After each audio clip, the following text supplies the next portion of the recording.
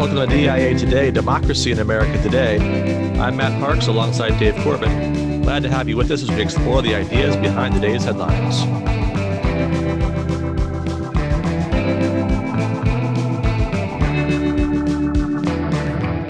How's your week been, Dave? Good. Another week closer to March, which is always a good thing. February is just one of those months. Thank goodness it's only 28 days. But no really complaints here in Pasadena. It's always sunny in Pasadena and usually 75. So things are good. Yeah, my kids have been longing for summer. I'm like, well, you're making a pretty good progress through the winter at least. And, school's getting along. They're kind of starting to see those final chapters of books beginning to emerge so they can kind of imagine summer. But we still do have snow on the ground. There's those glimpses of hope, but I think they're getting a little bit ahead of themselves. We got to get through March and April first before we start thinking about the end of the school year and the summer beyond.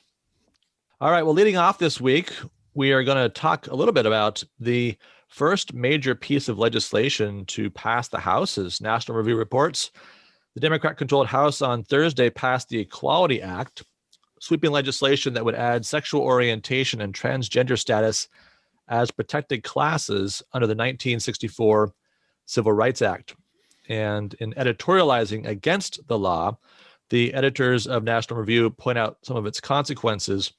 The Equality Act would redefine sex to include gender identity, thus forcing every federally funded entity, most notably schools and colleges, to treat males who declare transgender status as if they were females. It would stamp out religious exemptions by regulating religious nonprofits, and even go so far as to block the Religious Freedom Restoration Act from applying to its provisions. And it would, as National Review's John McCormick has explained, greatly expand the number of businesses that count as public accommodations under the Civil Rights Act. Later in the editorial, they warn that one of the effects of the law could be to chill speech and bypass debate on important and complex issues, citing another event from this last week where Amazon decided to remove from its store of however many million books, one authored by Notre Dame PhD Ryan T. Anderson, currently the president of the Ethics and Public Policy Center, that was critical of transgender ideology. Now, on the political side, from there it moves on to the Senate, and so it will have to get 60 votes, presumably, to overcome the danger of filibuster, and so it's likely to die there. But we see this as part of this broader push of the Biden administration and of the left to expand that landmark civil rights legislation into new areas. Yeah, it's interesting. I don't know if they will push this in the Senate and rid themselves of the filibuster in attempting it, but it does certainly show that the priorities of the Biden administration and the National Democratic Party, they're really working hard on this issue, and they see a window here where they have power in the House, they have the White House, and then the Senate, at least is 50-50 tie, that they're going to try to get their things through in these next 2 years. So what the blowback will be in 2022, I think there'll be quite a bit of blowback on an issue like this, but see what happens in the Senate.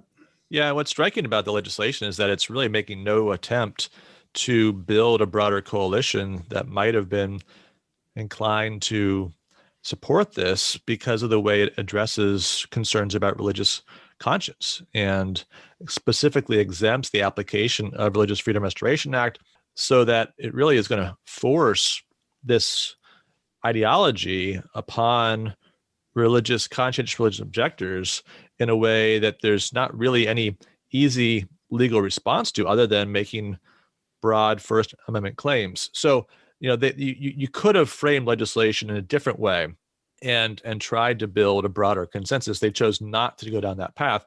And that may, of course, be the death of the legislation. But if it is, it at least, as you're saying, reveals their desire to push just as far as they can in this direction. Exactly. All right, let's turn our attention now to our required reading as we approach the end of Volume 1 of Democracy in America. So yeah, we're on the last chapter of Volume 1, Chapter 10, and what I'd like to do as we finish out our discussion of Volume 1 is just give a little bit of a review or summary of what we've been through up until this point. I mentioned, I think, the first episode of this season that there are 2 volumes to Democracy in America. I've always argued that Volume 1 is more of a historical accounting of democracy in America that is sprinkled with great philosophic insights. Volume 2, where we'll go in a couple of weeks, is more of a philosophical accounting of democracy in America that's sprinkled with history. So Tocqueville is able to combine both a great philosophic lens and a historical lens to give us the best sense as to where the world is moving, the modern world is moving, and in particular where democracy is going in America. At the beginning of the book, he mentions this great problem as the world moves into a democratic epoch. Will there be this allegiance between the spirit of religion and the spirit of freedom, between moral dependence and political independence? Or will what happened in the French Revolution become really the story of the modern world, not simply in Europe, but all across the globe as the world becomes democratized? America, for Tocqueville, is an interesting case study because it's a place where democracy has been planted in a way that seems to bring out some of the better aspects. The land is good. The people who settled here were able to develop a set of mores that produced an ordered liberty. They were able to exercise sovereignty. They established the rule of law. Later on, as you move to a more national setting, you see the framing of the federal constitution. So each of these things go into the development of democracy in America that is orderly, and yet there are some problems. There are some dangers out there, most notably the omnipotence or tyranny of the majority that would exert itself over the individual mind, the public opinion becoming a barrier to the proper exercise of liberty. So here at the end of Volume 1, he takes up the question of whether or not the tyranny of the majority can be tempered, and whether or not the democratic republic within the United States can be maintained. We spoke last week of the importance of mores and religion and practical experience in doing that. But then here, interestingly, at the end of the volume, he brings up some really great problems that additionally will add fuel to the fire of issues in the country that might bring it down. And most notably, the first issue that he brings up is the reality of the 3 races, what he calls the 3 races that find themselves on the North American continent. And that's really kind of our coverage for today, deals with those 3 races and what Tocqueville has to tell us about their state in the 1830s and what might happen moving forward. So the 3 races, Matt, are European Americans, African Americans, and Native Americans. Tocqueville writes, education, law, origin, and the external form of their features have raised an almost insurmountable barrier between them. Fortune has gathered them on the same soil, but it has mixed them without being able to intermingle them, and each pursues its destiny separately. So he'll bring up these factors that determine the relationship between the races. So he'll talk about enlightenment, so the state of civilization or education for each of the races. He'll talk about who has power within each of the races, relative power, and then who finds themselves happier or on the happier side of the equation. So enlightenment, power, and happiness are indicators of how races relate to one another. What's interesting in this case is that European Americans, Tocqueville says, are the most enlightened of the 3 groups. They have the most power of the 3 groups, and they seem to be the happiest of the 3 groups. But these things together don't point toward, I should say, a virtuous exercise of authority. That this inequality that is found between the races, in which you have superiors and inferiors, produces oppression, despotism. So even with democracy, even with sovereignty, even with the rule of law, you have the prospect of European tyranny over these other races. And I think that it's a really kind of insightful lesson as to, okay, how is it that when one group becomes powerful or is powerful within a society, how well do they treat the other? Is there this process of assimilation, or is there this recognition of another's human dignity, or even in the modern world, do these various prejudices stand in the way of treating people well? If you look at the context in which he's writing, if you talked about the tyranny of the majority, you'd probably be having Democrats think about Whigs and Whigs think about Democrats. And as de Tocqueville often does, I think in Democracy in America, he tries to broaden your moral imagination. And so he says, okay, yeah, that may be interesting. Whatever you think the dangers of Andrew Jackson are as a good New England Whig.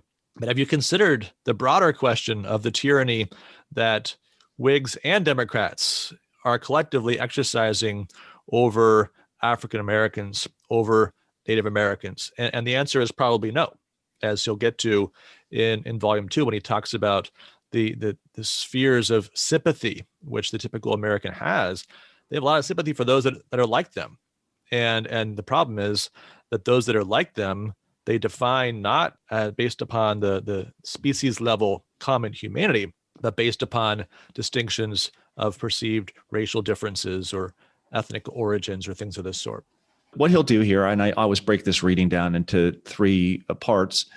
There is really the summary of the 3 races and how they interact. But then he goes into a closer examination of the Native American experience, and then lastly, a closer examination of the African American experience. He says of the Native Americans that the general logic of their history has been to be pushed westward. They have not only withdrawn, but they have been destroyed. And the process of destruction really involves kind of a creep westward of civilization that kind of ruins hunting grounds. Things are turned over or processed into agriculture, and a promise is made or a deal is made between the European American settler and the Native American that, quote, sell us your land and go live happily in those places that are to the west. And those places really aren't happy places. Those places aren't really places where Native Americans thrive. And here there's this really important philosophic point that Tocqueville makes on the nature of conquest. You find this on page 316 if you're using the Mansfield Winthrop edition. Men generally need great and constant efforts in order to create lasting evils. But there is one evil that enters the world furtively. At first, one hardly perceives it in the midst of ordinary abuses of power. It begins with an individual whose name history does not preserve. It is deposited as a cursed seed on some point of the soil. Then it nourishes itself, spreads without effort, and grows naturally with the society that has let it in. This evil is slavery.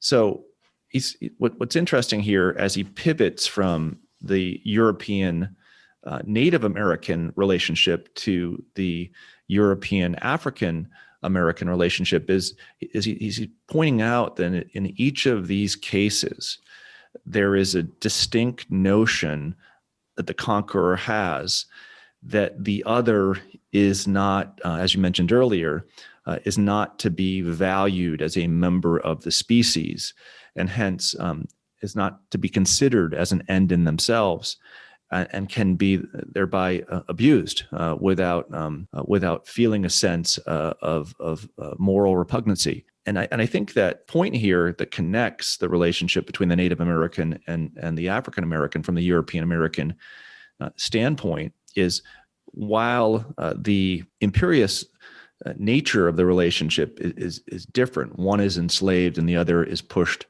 westward, there's really a lack of effort made on the part of the European American to practice generosity, to practice goodness to the other. He'll go on to say here that Washington, for example, and other founding fathers had suggested with regard to Native Americans that it is to our honor to treat them with goodness and even with generosity.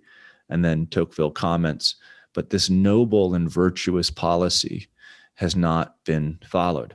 So, one thing that I've always kind of worked on as a really great question of political philosophy and political history is, how is it that when right makes might and you become strong from your virtue, how is it and why is it thereafter that there's a tendency for that might to make right thereafter?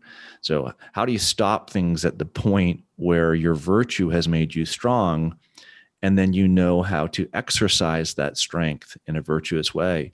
Sometimes that power that you amass, right, when you become strong, will then be utilized to do things to others that you would not have done unto you. I think one of the pieces of that story, at least, is that often when you start out in a position of weakness, virtue is really the only tool you have available, or claims of justice are the only tool that you have available, right? You're weak.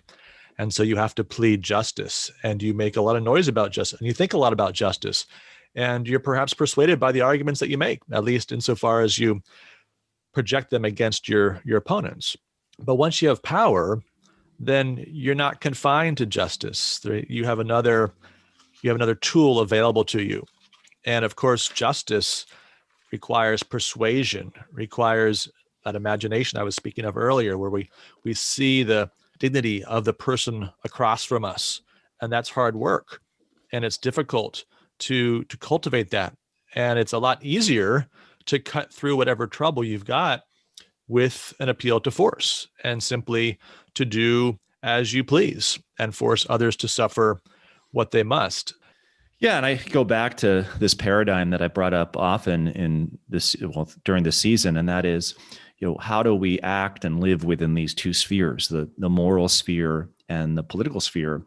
And if what is unique and excellent and advantageous to Americans is that to start, by and large, there's this level of dependence on moral authority in the moral sphere, yet independence in the political sphere. What happens over time? It's very easy when you're drawn into political independence and the exercise of one's own sovereignty to become morally independent as well, to think that there's really nothing beyond that you ought to respect, that you do as you will politically and you do as you will morally. And what ends up happening is you cross these lines whereby those original principles that kind of held you together, all men are created equal, are discarded, set aside, not applied in this situation, whether it be the Native American or the African American. And as we'll see later in the show, I think what we argue, right, is that they need to be reasserted, they need to be rediscovered, they need to be applied. But the problem of not applying them in this situation leads us to say that they can't be applied at all. And I think a lot of the debate over equality and equity that we're going to talk about later in the show deals with just this.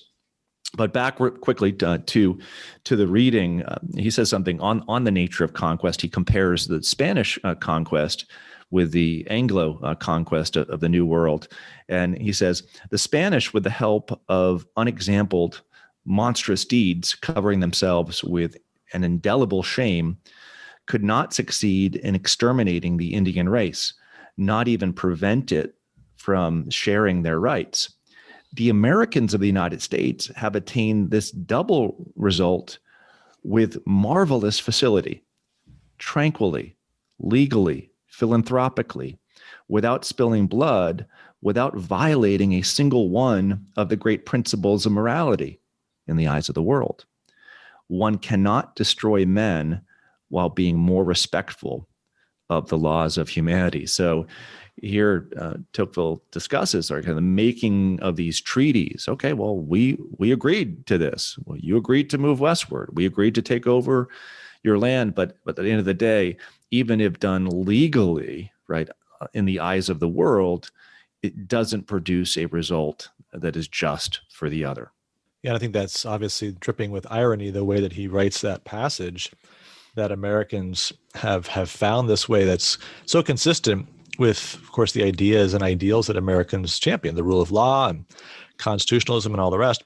I think to add to the other passage that you mentioned earlier, one of the things that you find as you examine the history here is that the federal government, right? Think about Washington as representative of that, had a certain vision for just dealings that was perhaps wise and noble in its description, but de Tocqueville says they never had a real prospect of carrying it out. The states didn't want justice. The states wanted the land on behalf of the people who were even more unjust, right? So there's the injustice is a bottom-up kind of thing, and the national government, whatever its vision, has no power or perhaps political inclination to stop it. Yeah, and this is really central to this whole conversation. I'm glad you bring it up, Matt. Where it's not the federal government that is kind of the main force that he criticizes. It's the people, right? It's the mores of the people that push this, that make it happen. So we've had kind of a long discussion how right mores and religion and all the rest can be of a great benefit for a democratic republic. But if the mores of a people, if the habits of their heart are off on how they treat the other, then you're going to see these great abuses. So as he moves in and talks about the African-American experience, he'll say, for example, that, slavery's been dismantled in the North, but it's not been dismantled, out of some great abolitionist push. It's been dismantled by and large because Northerners saw it in their best interest not to have to compete with African Americans for the jobs that were present. And when he takes a look at Southern life and why it's not dismantled there, once again, the mores of people living embrace slavery out of self-interest. So there's this great passage where he says, you can make people unequal through the law, but it's much more miserable is when you make them unequal through mores that amplify prejudice. And here this passage is brought up because he talks about the difference between ancient slavery and modern slavery. Ancient slavery in Greece and all the rest is not race-based slavery. It's based upon an individual being a master and having a slave, having an indentured servant. But oftentimes the slave in these ancient societies was well read, became the teacher within the family. But that's not the case in the modern practice of slavery. There's this strong desire to define the other as lesser than a human being. And it's that prejudice that he argues throughout this passage that is going to make the dismantling of slavery, or the final result of these three races living on the North American continent, such a difficult thing to remedy. That there will be blood, I think is what you take from this passage. And I think one of the things that he points out that's really powerful is the role that Christians played first in dismantling that ancient slavery. And he says, ridding the world of slavery for 1,000 years, that may be an overstatement of the historical facts, but that Christians labored hard to end ancient slavery, that Roman slavery, and then they brought it back in the West with this race-based slavery system to give up on really cardinal doctrines of the Christian faith, going back to the fact that we're all descended from Adam and therefore equally made in the image of God. The development of that, really the pro-slavery theology that was very much alive and well in the day when de Tocqueville visited America, was really a rejection of those critical first chapters of the book of Genesis and other parts of Scripture that teach so plainly the unity of human beings as made in the image of God. So I want to end our discussion by referencing an excerpt on page 347 near the end of his discussion, I think that one of the most moving passages in all of Democracy in America, he writes, I encountered an old man in the South of the Union who had formerly lived in illegitimate commerce with one of his African-American women. He had had several children from this illegitimate commerce who, in coming into the world, had become slaves of their father. Several times he had thought of at least willing them their freedom, but years passed before he could remove the obstacles set by the legislator to emancipation. During that time, old age had come, and he was going to die. He then pictured to himself his sons dragged from market to market and passing from paternal authority to the whip of a stranger. These horrible images threw his dying imagination into delirium. I saw him racked by the anguish of despair, and I then understood that nature knew how to avenge herself for wounds the laws had given her. Just a remarkable, remarkable passage, right? That the man is awakened. His mores are awakened to the evil that is slavery. So our adjacent reading for the day is Augustine's City of God, Book 19, Chapter 12, a chapter titled that even the fierceness of war and all disquietude of men make towards this one end of peace, which every nature desires. And I chose this selection because I think here Augustine is trying to emphasize or re-emphasize what are those aspects of our common humanity that bring us together, that can help us understand where each of us are in this world as we make our way through the human condition. Augustine writes, whoever gives even moderate attention to human affairs and to our common nature will recognize that if there is no man, first of all, who does not wish to be joyful, neither is there any one who does not wish to have peace. So as human beings, we seek joy and we want to have peace. And all of the activities of our life, however different they are brought into being because of our desire for a peace. And we have different definitions of what is peace, but the fact that all human beings desire peace is part of the puzzle of figuring out, okay, what is it that makes a human being tick? So whether it's a Native American or an African American or a European American, each is desirous of a peace, and each kind of works and lives toward that goal. And in recognizing that common desire for peace, we recognize our common humanity. So we can talk about our common humanity from a biological standpoint. We can talk about it from the standpoint of rights. What he's doing is giving us an account of the things that we love. Right? What are the loves that human beings share? And I think that might be an opening for seeing something in the other person. Yeah, and I think that this goes to our discussion of equality and equity, because it speaks to okay, what are some common things that define a human being? Yes, Augustine is right here. We seek peace. We use different means to achieve a peace that we think is right, but we want joy and we want peace.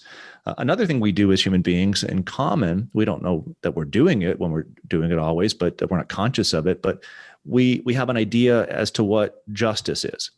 And we make an appropriation as to what is just and what is unjust. Right? The fact that we have thought or speech allows us to do this. It's part of our biological nature, but we're different than other beings, and that we can make these assertions. And I think this likewise plays into this discussion in Tocqueville and Augustine.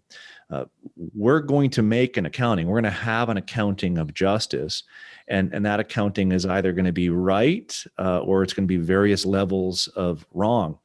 And if you don't see something for what it is, if you don't see a human being for what it is, which is your equal, then your view of justice is going to be distorted. And a couple of weeks back, we were talking about Aristotle and justice as equality, and Aristotle tells us, right, that we all have a vision of what justice is that rests in a definition of equality. Some people define equality in formal or numerical terms. So One person counts for one, so that, in the world, every person ought to count for one. And another way of viewing justice is viewing justice as what is deserved or just desert. This is a form of viewing equality in a proportionate rather than a numerical fashion. So there's a famous story that he's teaching a student, and he says, you come across two individuals walking down the road, and you have a very tall man who's wearing kind of a short jacket, and you see a very short man who's wearing a very long jacket that is dragging along the ground. What do you do in that situation?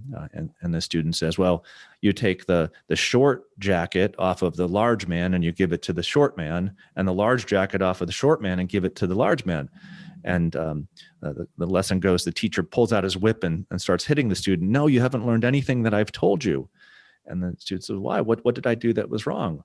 Well, you assumed, right, that you were in a better place, right, to resolve or remedy the situation between the two men. But there was a good reason why the short man had the longer jacket, the tall man had the short jacket.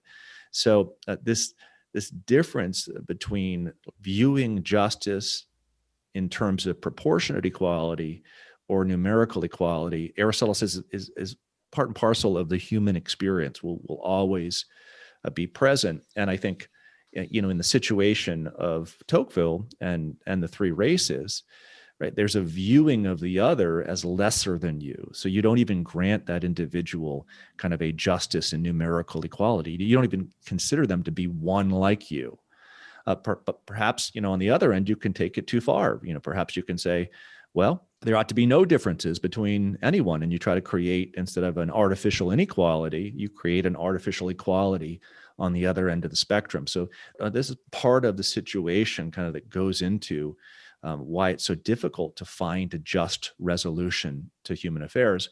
We just don't see justice rightly. And perhaps, right, the real justice that Aristotle is pointing us to, that Augustine is pointing us to, that Tocqueville is pointing us to, recognizes that there's both what? There's both kind of a natural equality to humankind, and there's also present a natural inequality. And trying to figure out laws and mores based upon those two truths make human affairs difficult. But either way, if you go in a direction of artificial inequality or artificial equality, you're going to move further and further away from justice. And that's a nice point of transition to our headlines, because we want to take up this issue we really introduced a couple of episodes ago of equity versus equality. And I think there's so much of what you've just been saying there that plays directly into this contemporary debate. So as we looked at the various efforts to review and ultimately to approve, in many cases, the cabinet appointments of Joe Biden, one of the interesting debates that emerged this last week surrounded Merrick Garland's nomination for Attorney General. And he was questioned rather closely by Arkansas Senator Tom Cotton on this question of equity versus equality. And Andy McCarthy wrote a piece responding to this and criticizing Garland's approach that quotes some of the language of one of the key early executive orders of Joe Biden on equity, and then tries to compare that to the principle of equality under the law. So we want to go through that piece a little bit and then add some of our own reflections on that, looking at that definition of equity, and maybe bring in some other sources as we think about what's really at stake in this debate, right? Because it can seem semantic, it can seem like it's kind of abstruse, but there's a lot going on here that I think's worth reflecting on. So here's how McCarthy begins his piece. It was to be expected, but is disappointing nevertheless, that Attorney General nominee Merrick Garland has echoed the Biden administration line that its prioritization of equity is not a radical departure from the constitutional principle of equality under the law. In fact, the concepts are polar opposites. Right? That's McCarthy's judgment on the matter. And so he goes on to describe this interaction with Tom Cotton. And Cotton challenged Garland first on the question of, well, do you think that discrimination is wrong? And naturally, Garland says, yes, discrimination is morally wrong. Absolutely. And then McCarthy continues, taking Garland at his word, it is hard to understand how the Justice Department, under his stewardship, could in good conscience apply Biden's equity guidance. Equity, as explicated by the order's slippery prose, is targeted discrimination.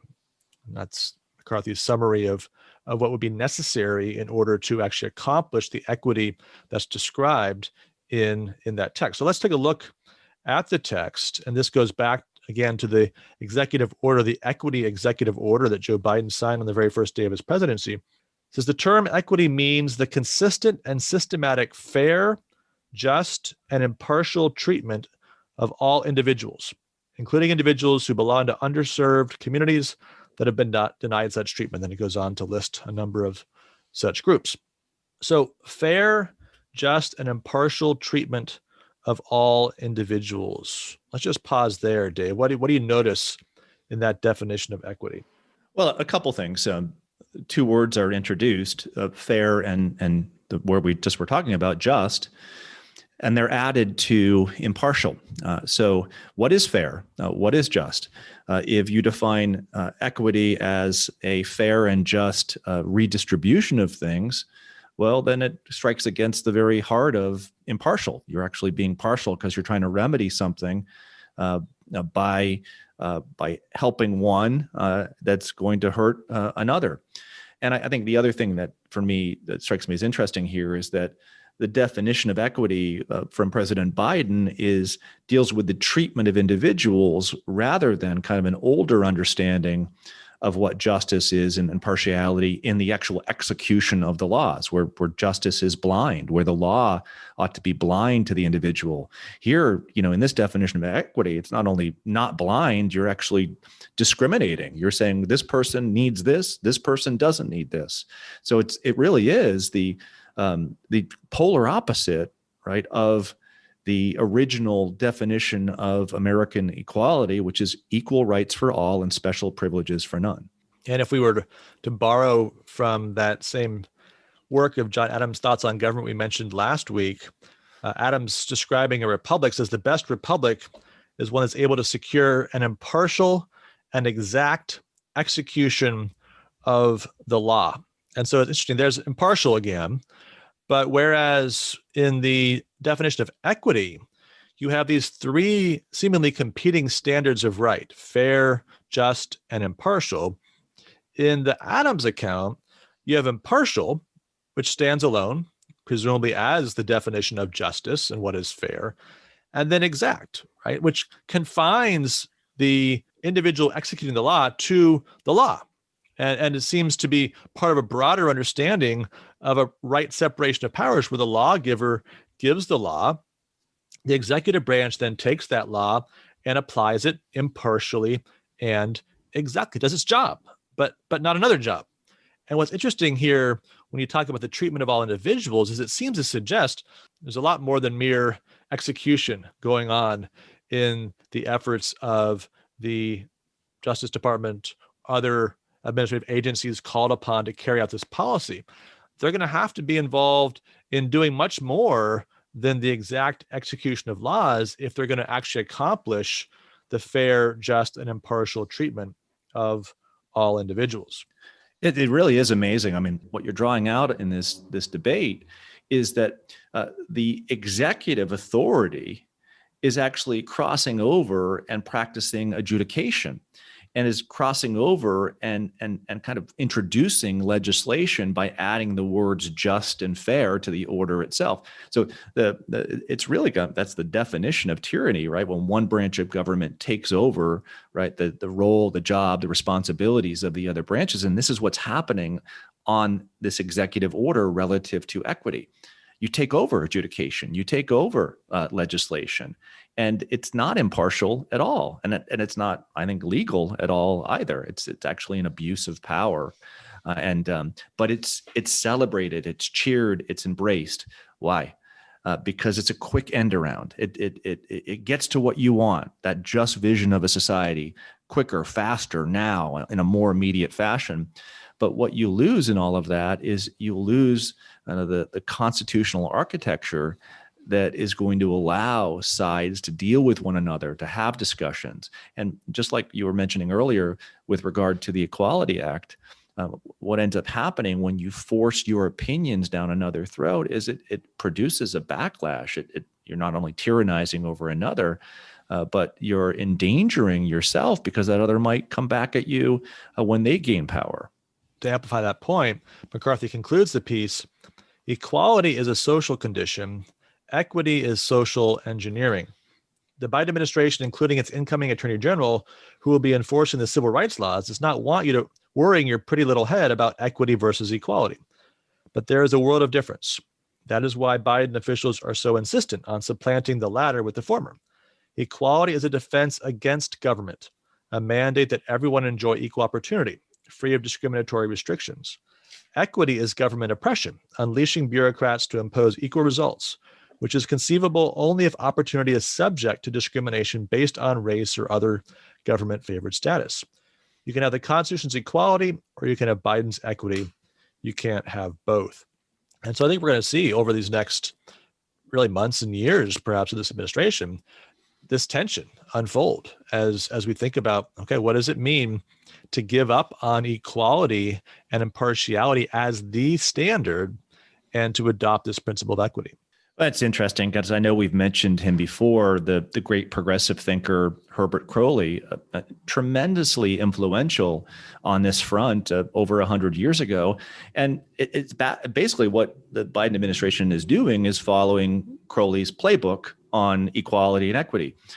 Crowley, to his great credit, intellectually honest, I mean, just out front, with all of these things, says that a remaking of American democracy is necessary for it to fulfill its promise.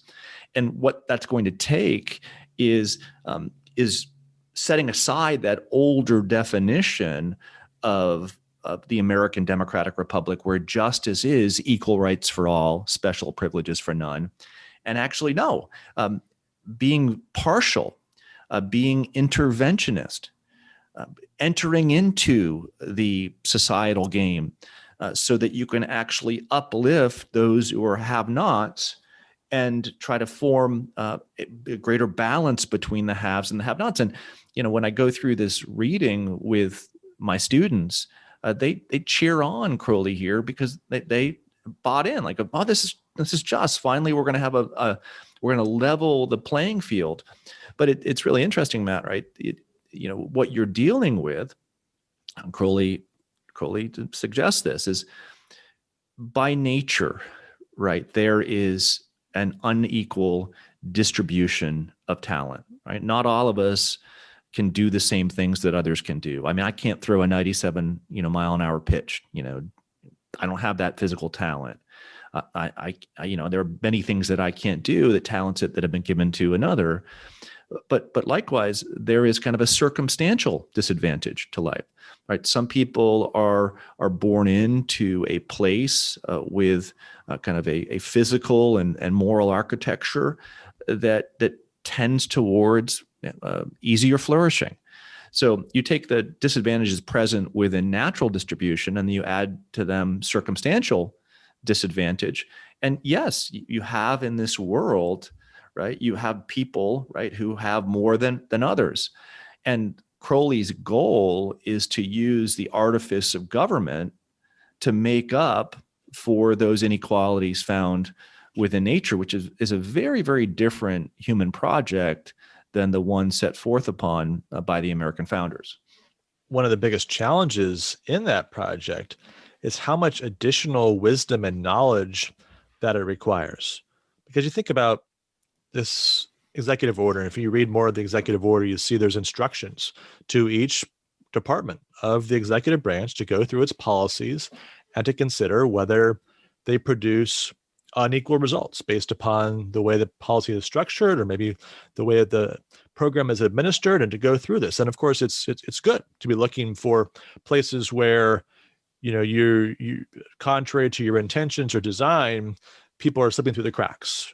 But as you move through this, and as you think about, okay, how do I then use this process to construct justice, right? To actually bring about equity in this more total sense, you realize just how many difficult judgments will be required and how many facts you've got to have just in order and how much morally informed reasoning is required in order to do this well. And so this is the kind of discretion, right, that ends up being the opposite of that exact administration of the law. You can't do this exactly, right? It's going to have to require lots of discretion. And of course, as we think about the way that human beings tend to use discretion, and here Crowley is very plain on this point. He says it's got to be the job of the state to see that its own friends are victorious, right? And of course, that category of friends can be people that really need help, right? That are sort of the rightful friends of the state. But we also know, again, with our human failings, that sometimes it's just the friends, right? It's just the political allies, the people that are adjacent to us in some way, the people that we like rather than the people that we don't. And to think about giving the government the power that would go along with the mandate of achieving these kind of results and the job of choosing to support its friends and then presumably to punish its enemies is something worth thinking very carefully about, given our fallen condition. Well, here's a question for our audience. Over the last 60 years, where you've seen the great expansion of these programs, who's done better by the program? The managers of the poor or the poor? Now we're going to turn our attention to the grade book, a little lighter theme for us as we wrap up the show. So ever since Punxsutawney Phil stuck us with 6 more weeks of winter, as we were saying at the top of the show, I think we've all been looking for signs of spring, a little bit of hope. The Red Sox have their first spring training baseball game this Sunday against the Twins. So as baseball's off-season is beginning to wind down and the regular season is beginning to be upon us, thought we'd go through and grade some of the biggest transactions of this off-season. A little quieter, I think, than some recent years, probably because of COVID and some of the financial challenges that the teams are facing. But let's start with the 2 biggest free agent signings, Dave. I want to get your thoughts on number 1, George Springer signed a 6-year, $150 million contract with the Blue Jays, taking his talents north of the border, at least once they finally are able to play in Toronto again. Yeah, I'm going to give this a B. I mean, Springer's a great player. I'm just, I always wonder when the contracts get up there over $100 million. I always have this kind of the Alex Rodriguez effect, where is at a certain point, when is the player not going to be earning that money? So, maybe the first year, 25 million's a bargain, but come year 5, it's not. So Springer, this kind of lower number here. So I would say, I'd probably say a B on that. Yeah, I'm going to rate a little bit lower. I think probably a C. I agree with you on the 6 years. He's already in his 30s. So you're pushing past your prime almost from day one. And Springer's one of those guys that's very talented, but he's got some holes in his swing. And I think there's opportunity as he gets older for pitchers to exploit that. So it's not going to surprise me if, 3 years in, he's just trying to fall off the cliff a little bit. He's the kind of player that oftentimes has an early peak and earlier decline. So my guess is the Blue Jays will be sorry by about year 3. But no doubt, first couple of years, he could put up numbers that are, 40 million a year numbers and at least give them some value in the short term. The number 1 per season average free agent contract was Trevor Bauer out in your neck of the woods, Dave, signing a 3-year contract for $102 million with the Dodgers. Wow, I like the shorter term of the contract. It's just amazing, though, right? That probably works out to about $1 million per start, right? If he gets in 34 starts. That's right. And Bauer's, a good pitcher, but he's not. Well, he's maybe even great or an ace. But he doesn't have that track record over, 5 to 10 years of those kind of older pitchers like, Greg Maddux and Tom Glavine and, others where they kind of earn, right, that $1 million a start. So I'd give this C+, B-, somewhere in there. I think I'd give it about the same. He's able to get out of it after each year. So we'll see whatever happens. Maybe just like a 1-year, $40 million contract. Dodgers get to defend their World Series title. Bauer gets a championship and then he moves on. I think that's a real possibility. He was looking for something longer term. They came in with a lot of money up front. So maybe that works on both ends. But yeah, I mean, Bauer certainly has made the most out of a great Cy Young winning season last year, but his record is up and down. And he's definitely not a guy that you can say, well, he's just guaranteed to come out there and week after week, year after year, earn that money. All right. Now, the biggest contract of the offseason wasn't actually a free agent contract, but the one that was signed by Fernando Tatis, 14 years, Dave, $340 million after playing a grand total of 143 games with the Padres so far over 2 seasons. Will take him through his age 35 season. What do you make of that deal? Wow. I mean, it's just great. Like, I'm thinking like 14 years out, what that contract will look like. And that really is having that Alex Rodriguez moment. And I'd give this a D. I'd much rather pay the person higher over a shorter term and kind of see how well they do as they get into their 20s. Never mind, having a contract that goes through someone's middle 30s. Yeah. I mean, the thing about it is less than $25 million a season. This could be an incredible bargain. I mean, Tatis has put up amazing numbers in those 143 games. So this is the kind of gamble that for the Padres could really pay off. I mean, they could be saving them $200 million easily over the life of that contract, or they could be stuck with these payments just forever and wondering why did we do that? We got Manny Machado for $300 million. Now we've got Tatis for $340 million. We're not Los Angeles. We're San Diego. Do the San Diego Padres have those kind of resources? I think it's a kind of a fun gamble. I give him credit for that. I think, I'm on both sides. Tatis is saying, yeah, give me my money now. I'm not going to hold out for that massive $700 million payday I might be able to get in 5 years. And the Padres say, we'll take a chance on this guy. We think he's the face of the franchise. We want him to be here for his whole career. So I'm going to give it a B+. Brings us to de Tocqueville's crystal balls, who wrap up the show. No new quarterback trades this last week, so we can't update our progress on that front.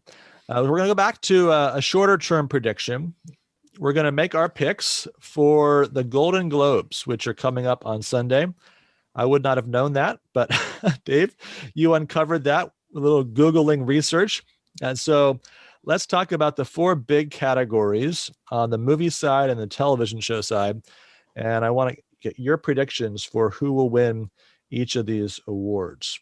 All right. So first, Best Picture Drama. You've got The Father, Mank, Nomadland, Promising Young Woman, and The Trial of the Chicago 7. So I've seen 3 of these. Mank was awful. I mean, I think we watched it over 3 nights. Maybe 4. We broke it into like 25-minute, because you just fall asleep like minute 10. So yeah, it's good going to bed viewing. Nomadland was solid and good, and it just has the feel of a winner. So I'm gonna say that Nomadland wins. I really did like the Trial of the Chicago 7, though. I thought it was very well done. It had a good pace to it. Great acting, and so I'd probably choose that if I was choosing. But I think that they'll go with Nomadland. Another thing about the Trial of the Chicago 7 is it'd be great if more people watched it and applied kind of its aspirational sense of justice to those that you don't like in the political arena. But it's very easy to see the injustice done to your side, but harder to see when you do injustice to another. So, but I think it did a good job of portraying that in Chicago. Well, having seen none of these, I'm basically using the political movie rubric here. As the politics professor and assuming the political nature of the voters.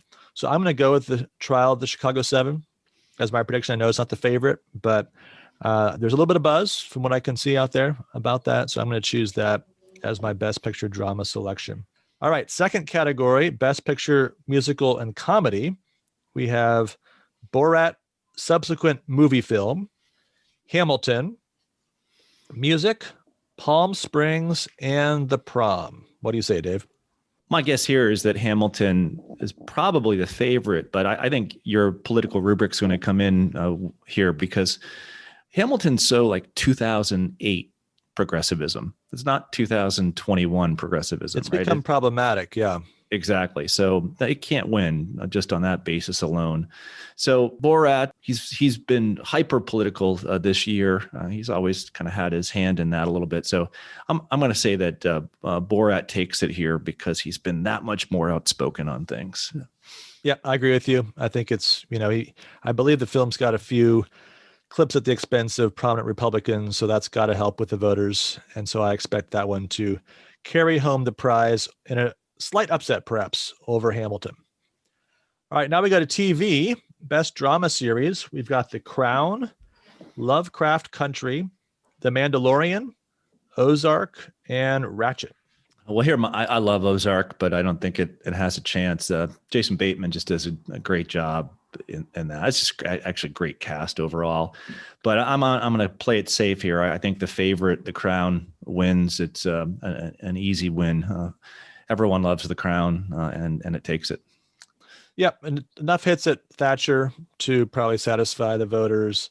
And Princess Di, everyone loves Princess Di. So, yep, I think that's probably going to be a reward for the latest season of The Crown. And if I had to pick, the only one I've really watched faithfully is The Mandalorian, but we know that that's definitely not happening after Gina Carano. So that's out. The Crown, I think, has to win. All right, lastly, we have the Best Musical and Comedy Series. Emily in Paris, The Flight Attendant, The Great, A Creek with a Name That Can't Be Pronounced on Our Family Show, and Ted Lasso. The Creek, the Canadian show, takes it. It's, well, A number one, it's Canadian. B number two, it hits kind of every button with regard to social mores. So fan favorite, and I think my wife is a diligent watcher of the show. I think went through it in about 2 weeks. So I think it takes it. It's actually pretty funny. That's who I think wins. Okay, well, I'm going to go with Ted Lasso only because I've heard good things about it, and I'm got to pick something that's a little bit off the radar and maybe hope for the best here. We will see next week how well we did. I don't expect to do well, given how little of these I've seen. So we probably should have sent an email to Alyssa Wilkinson and figured it. She would have told us exactly who's going to win here. So yeah, we didn't do our research well on that. Well, I did look up on Rotten Tomatoes to see who they had as the favorites, but that's about as far as I went. All right. Well, thanks everybody for listening. As always, please remember to subscribe and review the show on your favorite podcast platform. Don't forget we're on Instagram at Democracy in America Today, and you can contact us by email, democracyinamericatoday@gmail.com. Look forward to talking to you again next week.